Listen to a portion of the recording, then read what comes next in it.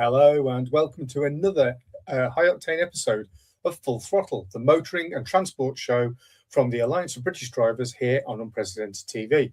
I'm Paul Naylor and I'm flying solo again this week while my usual co-pilot, well, he's the pilot really, isn't he? Brian Gregory is bravely holding the front line somewhere on a beach in Tenerife. Now, I've heard the weather's not too good, so fingers crossed the reports I'm hearing are wrong and it's actually a lot warmer than they say. Fingers crossed, Bri. We want you to come back with a tan. We wish him well, obviously. So coming up today, we've got fuel prices on the climb again, with petrol and diesel now hitting a 3-year high at the pumps.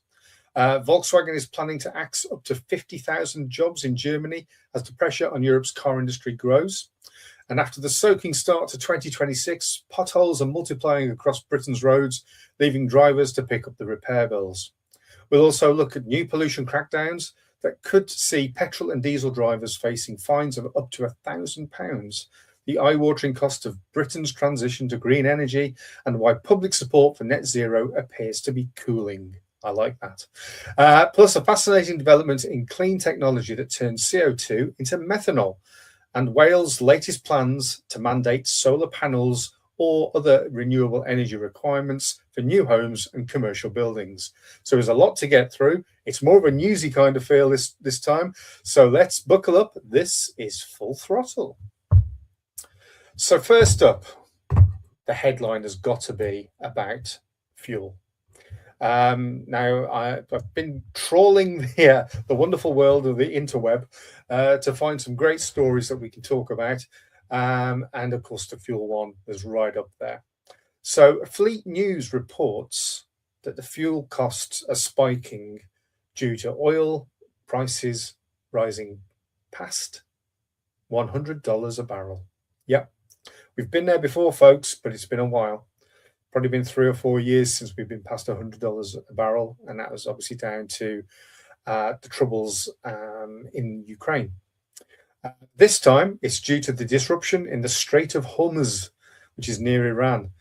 And the average cost at UK pumps has risen to £1.37.5 for unleaded a litre on average, and 1.51.5 for diesel.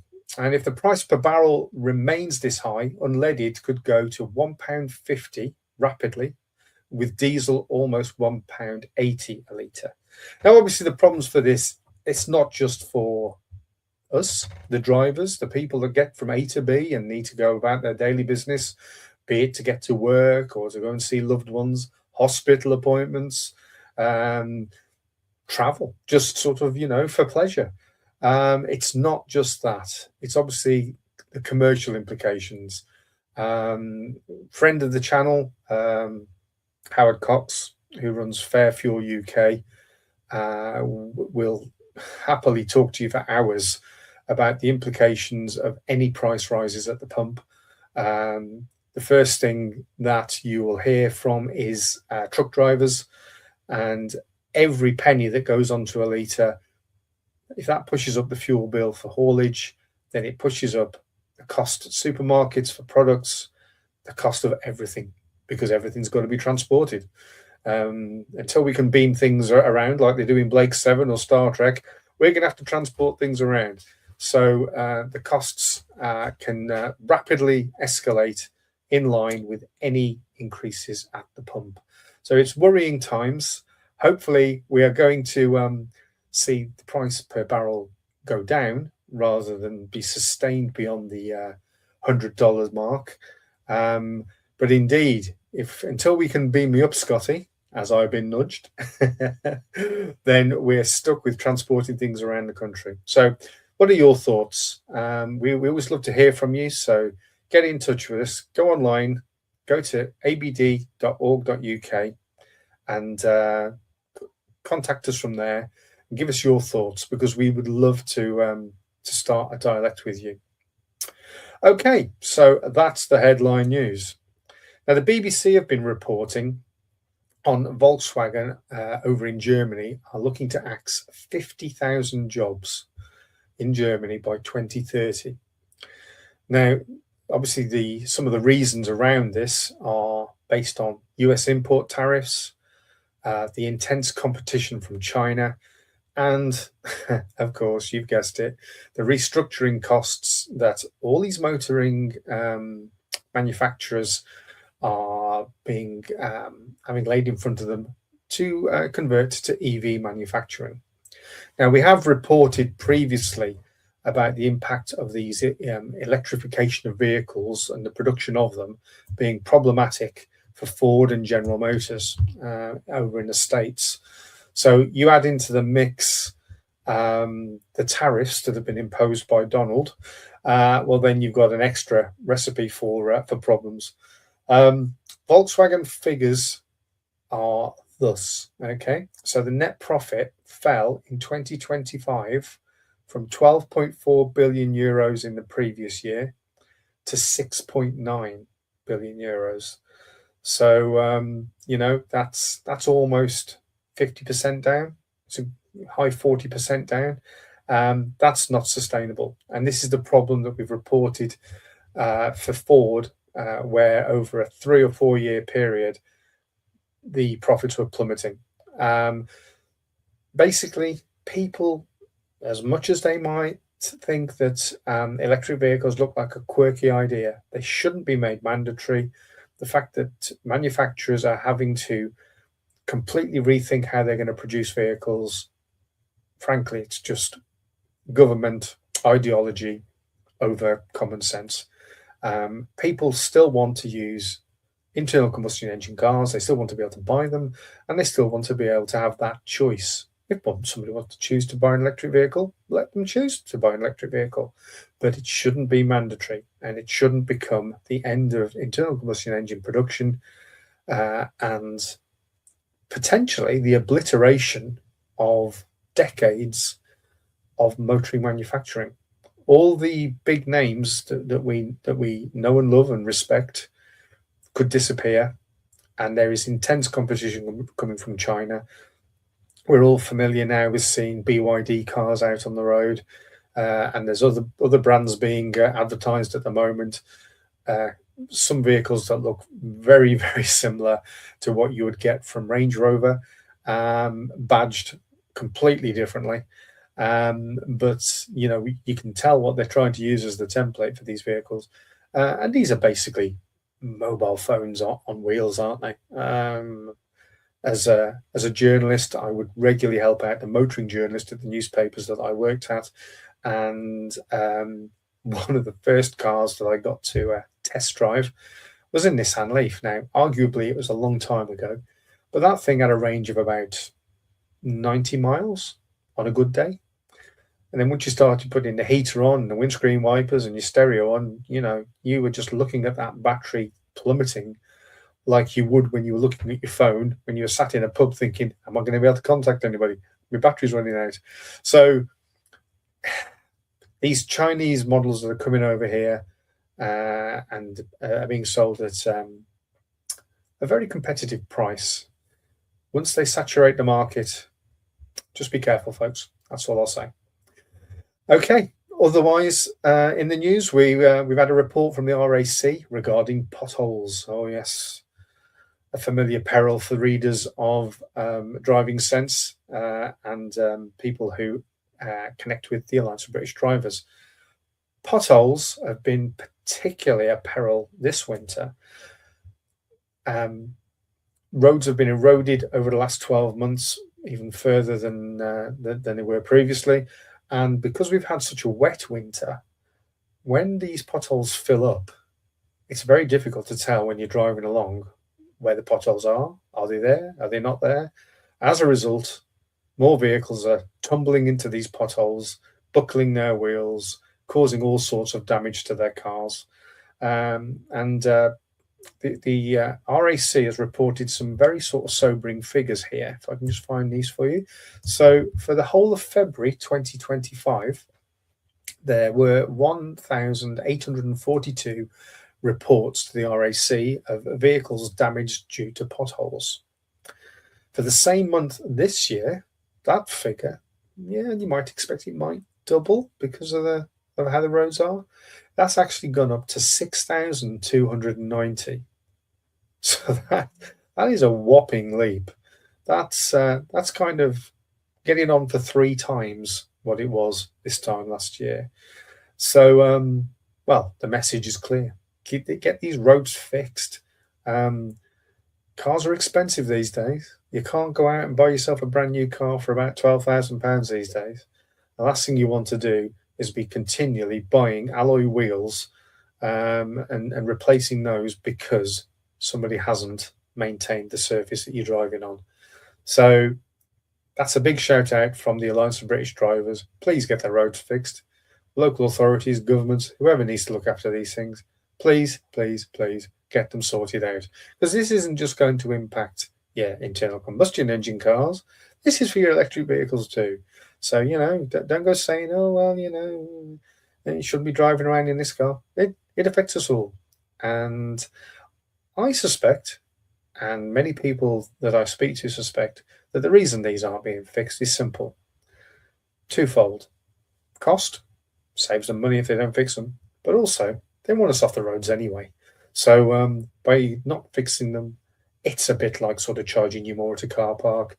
It's a bit more like having CAS, LES and ULEZ zones. It's just another way of getting you off the road. And talking of CAS, LES and ULEZ zones, Birmingham Live has been reporting about a crackdown on emissions in the city. So this impacts not only Birmingham, but other areas around the country, particularly, big cities like London, Manchester, etc., where these sort of zones have popped up. And what they're looking to do now is if you travel into those zones in a vehicle that they deem to be highly polluting, and they'll probably have a list, then you could be fined up to £1,000 for your trouble. Like I said with the previous report, it's all about keeping you off the road and doing things the way they want you to do it. And it's all pointing towards what we talked about in the previous show, which was these 15 and 20-minute cities. They're trying to encourage people not to travel around like they used to.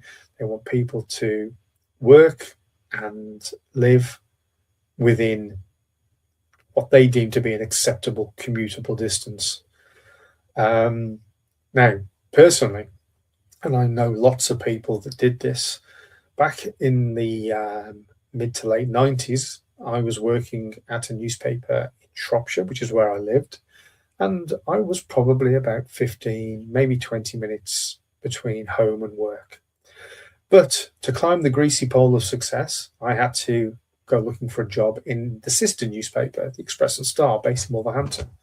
Now, for me, that was a good 45-minute drive there. And, there and back, 45 minutes, depending on traffic, sometimes a little bit quicker than that, sometimes a little bit longer.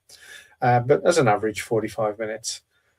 Under this notion that they've come up with of people being able to live and work within 15 to 20 minutes of their job, that would never have happened.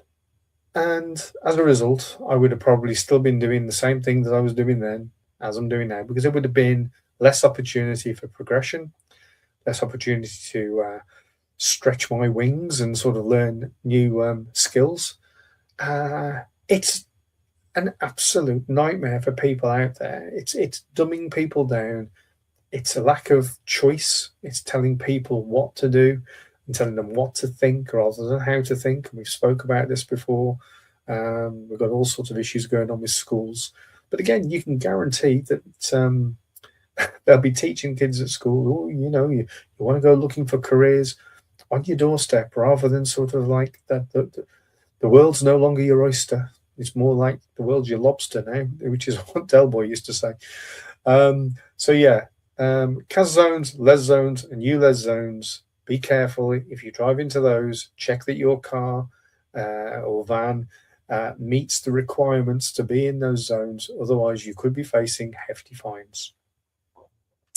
The Telegraph has reported that, now this is a nice one, £125 billion.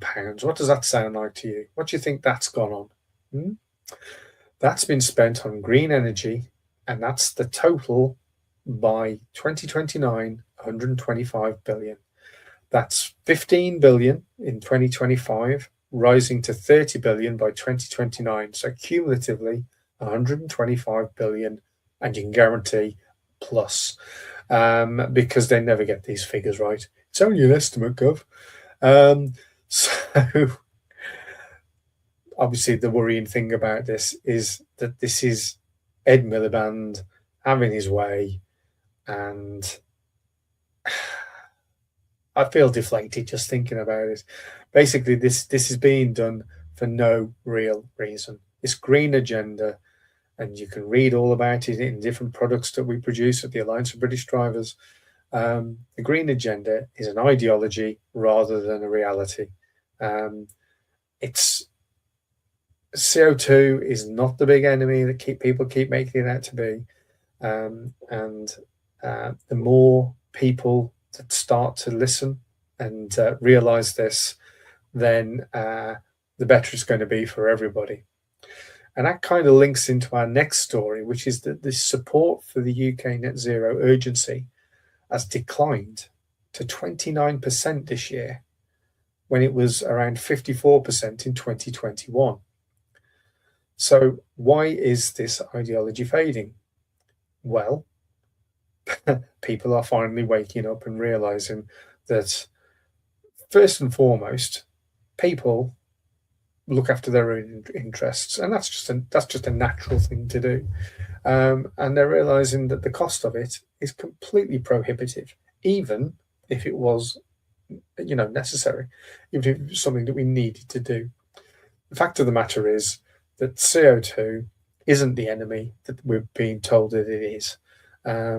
We are, as a people, we are not creating significant amounts of CO2 that are creating issues around the world.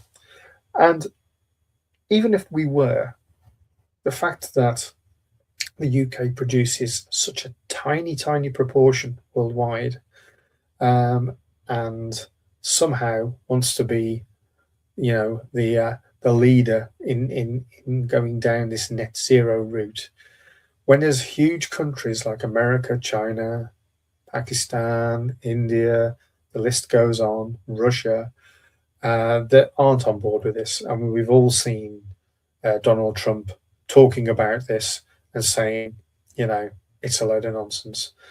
Now, I'm not particularly a massive fan of Donald Trump. There's a lot of things he does wrong. But on this one, he's right. This is an ideology that we're being told is scientifically correct when it's not.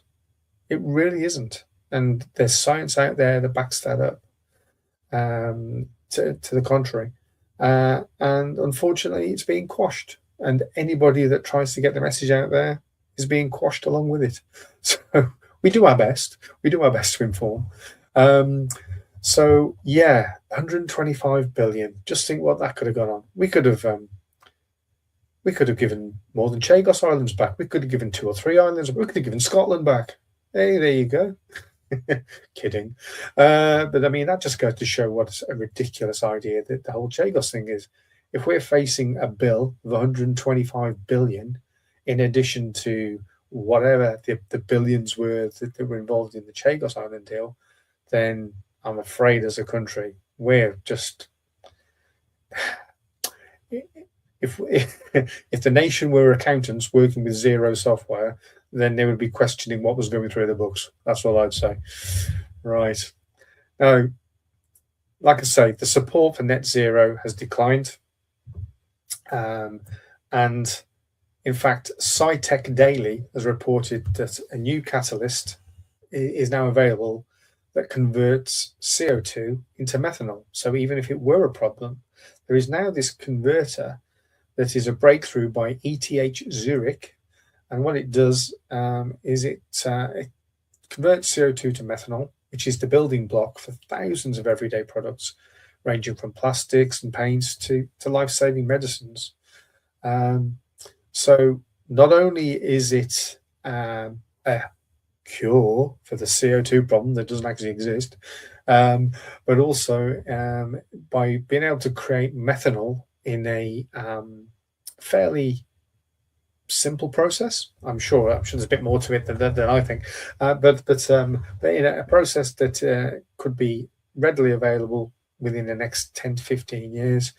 Well, then surely that's something that should be explored, particularly in the wake of plastics, paints, and life-saving medicines being otherwise available.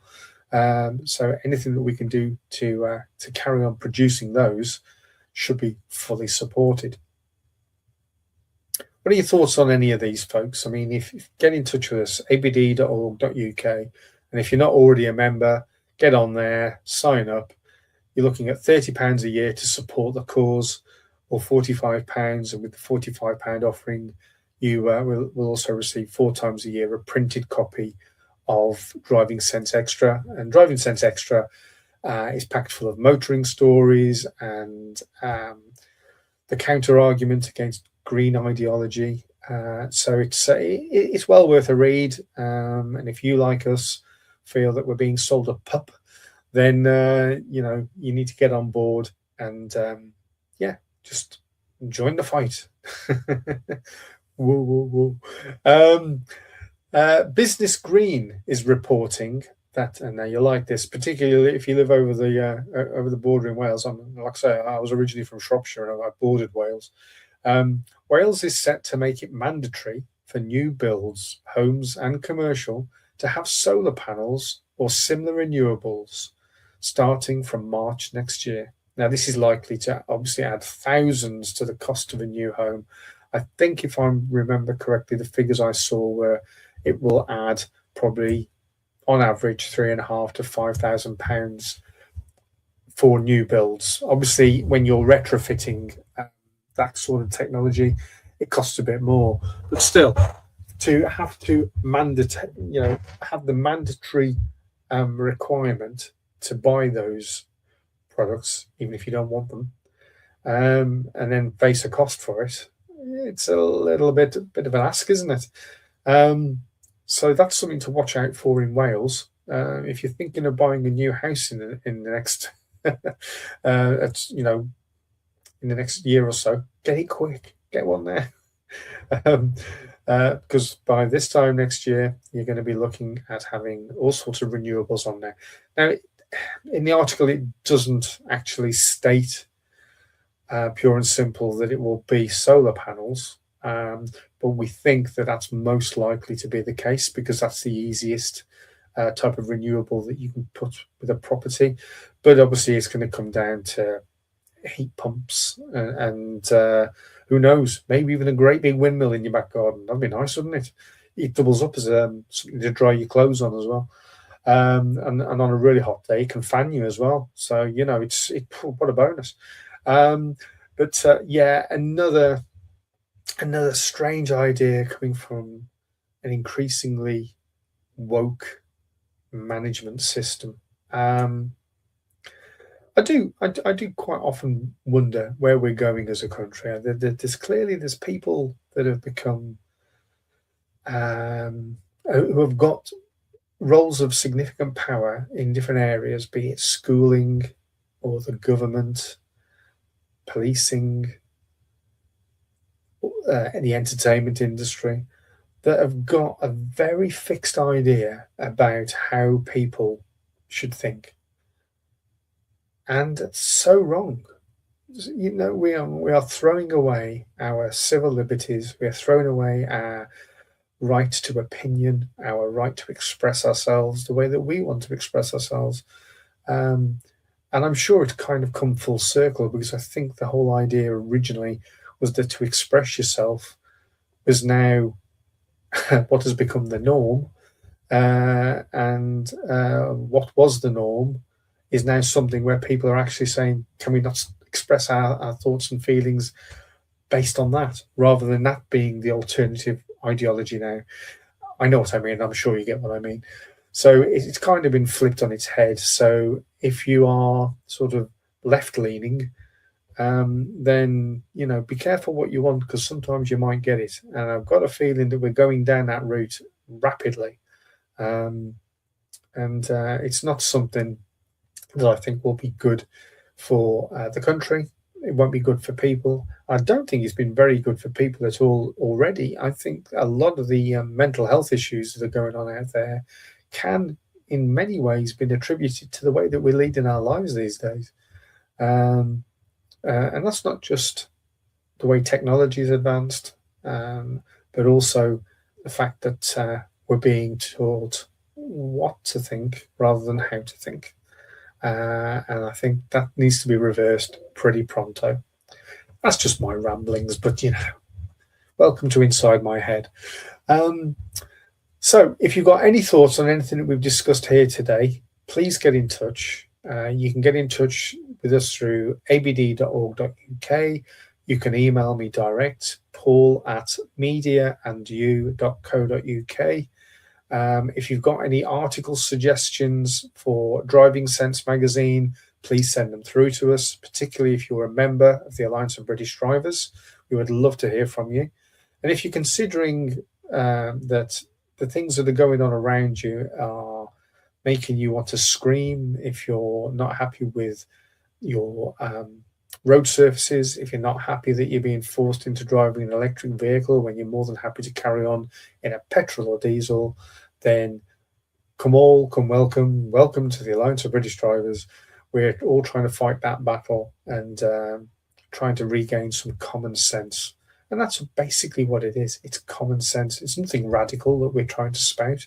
We just want some common sense and money being spent by governments the way that money should be spent on infrastructure rather than some sixth form student ideology, basically. So anyway, reasonably short show today.